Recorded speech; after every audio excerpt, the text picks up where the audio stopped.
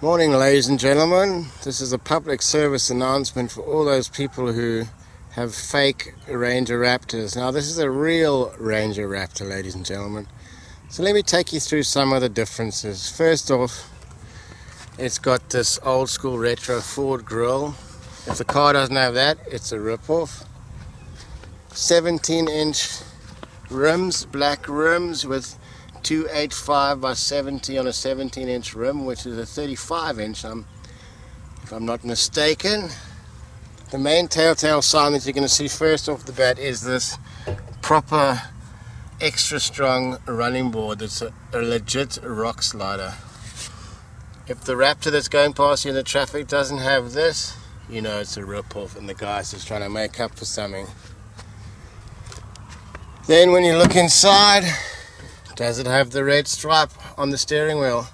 Also, the instrumentation cluster is different on this to a regular Ranger. So if it doesn't have that, it's clearly a rip-off. The seats are also different.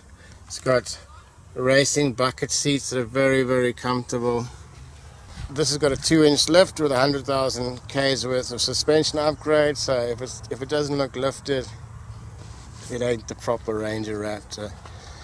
So for all you people out there trying to pretend that your standard Ranger is a Raptor, please don't do it, because we're on to you. This also has proper tow hitches. It just makes you look like a fool, really. Rather spend that money you're going to spend on putting silly stickers and